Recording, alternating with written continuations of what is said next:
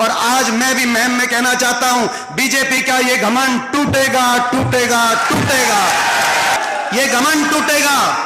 हर वर्ग का तिरस्कार किया, हरियाणा को विकास की पटरी से उतार दिया, गरीब सारी योजनाएं बंद कर दी। मैं पूछना चाहता हूं आपसे, किसी गांव में कोई प्लॉट मिला हो गरीब आदमी को, कोई मकान आया हो गरीब आदमी का? कार्ड कट गए, कार्ड बने भी तो राशन आया नहीं। गरीब आदमी का तिरस्कार, नौजवान का तिरस्कार। नारा था पहचान हरियाणा की बदलने की बात करी इन्होंने।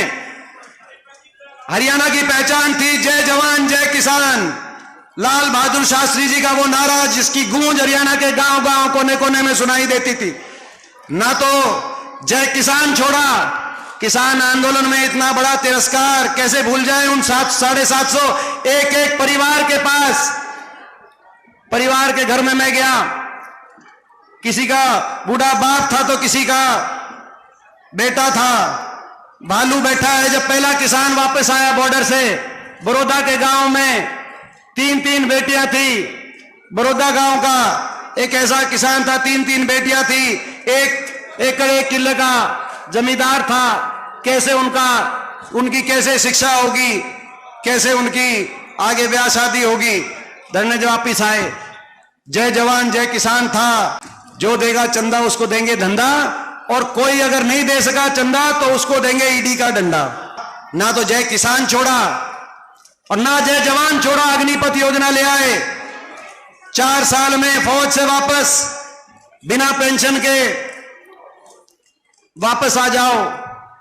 और उसके ऊपर तिरस्कार ऐसा कि भाजपा के राष्ट्रीय महासचिव का बयान आया कैलाश विजयवर्गीय का, जब हमने कहा कि 4 साल में बिना पेंशन के वापस आ जाएगा तो कहां रोजगार मिलेगा, तो कहा कि बीजेपी के बड़े आलीशान हम दफ्तर खोल रहे हैं, इन दफ्तरों के बाहर चौकीदार का काम करने के लिए काम आएगा।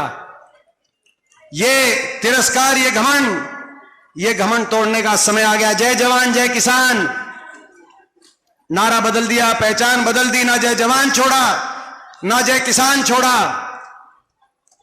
ऐसा मेरा हरियाणा था। दूसरा नारा था दूध दही का खाना, ऐसा था मेरा हरियाणा। अब नशे में नंबर 1 हरियाणा बन गया। खिलाड़ियों का तिरस्कार, न खेल की तरफ न फौज की तरफ। गांव के स्टेडियम जहां सुबह रेस के लिए दंड बैठक करने के लिए जहां पर होड़ लगती थी वो खाली हो गए। वो कोचिंग सेंटर खाली हो गए जहां कोचिंग लेकर फौज में जाता था, सीआरपीएफ बेसे में जाता था। और हरियाणा के अंदर ना जय जवान छोड़ा, ना जय किसान छोड़ा और ना जय संविधान छोड़ा। संविधान भी नहीं छोड़ा। संविधान को कुचलने के लिए कदम बढ़ाए। संवैधानिक अधिकार हर वर्ग के छीनने का काम ये सरकार कर रही है। सरकारी पद समाप्त कर दिए गए। 18 लाख पद केंद्र सरकार के और 2 लाख पद हरियाणा सरकार के समाप्त कर दिए गए। और जो भर्ती हुई उनमें या तो हरियाणा के बाहर के कोई पक्की भर्ती हुई, और उसके बाद बचे कुछ ही जो नौकरी है वो कौशल निगम के माध्यम से कच्ची भर्ती, जैसे अग्निपथ के माध्यम से कच्ची भर्ती। नारा दे दिया। अभी एक बीजेपी के सांसद का बयान आया कर्नाटक से, जो लोकसभा में मेरे साथी रहे हैं और इस बार भी लोकसभा में हैं, आनंद हेगड़े। उनका बयान आया कि 400 पार का नारा इसीलिए दिया हमने कि हम संविधान को बहुमत मिलते ही संविधान को हम तोड़ने का काम करेंगे। मैं उनको कहना चाहता हूं, आप मेरे साथी रहे हो, आपको दोबारा मिलेंगे लोकसभा में, अगर मौका मिलेगा आपको मिलेंगे। ये संविधान हमारे देश के महापुरुषों ने बड़े पुरुषार्थ करके संविधान, देश की आजादी की लड़ाई लड़ी, संविधान की रचना हुई। ये वही संविधान है जिसमें बाबा साहब के नेतृत्व में संविधान, जिसमें मेरे स्वर्गीय दादाजी चौधरी रणबीर सिंह जी के भी दस्तखत हैं। आपको मैं चुनौती देता हूं, पूरी भाजपा को, इस संविधान को 1 इंच भी हम हिलने नहीं देंगे। मैं आज आपको चुनौती देना चाहता हूं भाजपा। इसीलिए राज्यसभा में जब आपने देखा होगा अंतिम दिन, जब अंतिम भाषण अभी आखिरी 1 महीने पहले जब सदन हुआ, तो प्रधानमंत्री जी और सारी बीजेपी के सामने मैंने एक ही नारा दिया था। मैंने यही कहा था कि भाजपा वालों कान खोल के सुन लो, जय जवान, जय किसान, जय संविधान और जय नौजवान। मैं इस नारे की जीत होगी। हरियाणा को बचाने की भी लड़ाई है और भाई संविधान को बचाने की लड़ाई, लोकतंत्र को बचाने की भी लड़ाई है। लोकतंत्र का कैसे गला घोटा जाता है उसका नजारा आपके बेटे ने पिछले लोकसभा चुनाव में 2019 में अपनी आंखों से देख लिया था। आपने भी उसका नजारा चंडीगढ़ के मेयर के चुनाव में देख लिया होगा कि लोकतंत्र का गला कैसे घोटा जाता है। ये लोकतंत्र को भी बचाने की लड़ाई है। तो भाई मैं ये एक बात कहना चाहता हूं, इनके निशाने पे ये सीट है, रोहतक की सीट इनके निशाने पे है। अभी इनके अध्यक्ष आए थे जो अभी जिनको बदल के इनके मुख्यमंत्री हरियाणा बनने का अवसर मिला है, उन्होंने कहा कि 9 सीटों की जीत हमारी एक तरफ होगी, रोहतक की एक उनका नतीजा एक तरफ हो। अभी झज्जर में उनका एक स्टेटमेंट कुछ दिन पहले आया था। रोहतक निशाने पे है, रोहतक निशाने पे नहीं है, आप लोग निशाने पे हो, मैं निशाने पे हूं। पिछली बार भी मैं निशाने पे था। और वो क्यों?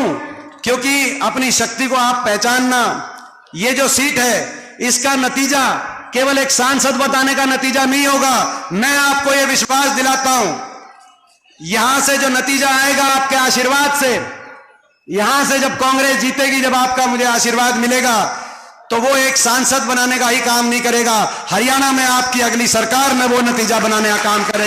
और ये शातिर ताकतें हैं, इनके पास बहुत कुछ है, इनके पास असीम धनबल है। ठीक कह रहे थे अभी दांगी साहब कि जो ये खुलासा हुआ इलेक्टोरल बॉन्ड का, नारा भाजपा का सामने आ गया। पूरे प्रदेश में, रोहतक में एक कोई अस्पताल, एक कॉलेज, कोई एक संस्था बनाई नहीं, लेकिन अपने आलीशान दफ्तर बनवा लिए।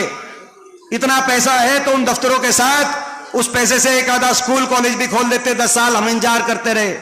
तो इनके पास आपको निशाने पे लिया जाएगा, मुझे निशाने पे लिया जाएगा, और निशाने में लेकर इनके पास धनबल है, इनके पास मीडिया बल है, इनके पास सत्ता बल है, इनके पास दिल्ली में, चंडीगढ़ में सरकारें हैं, इनके पास सरकारी तंत्र बल है, इनके पास षड्यंत्र बल है। मगर इनसे मुकाबला करने के लिए हमारे पास कुछ है, तो आपका आशीर्वाद है, आपका दिया हुआ हौसला है, उसमें कमी मत छोड़ना।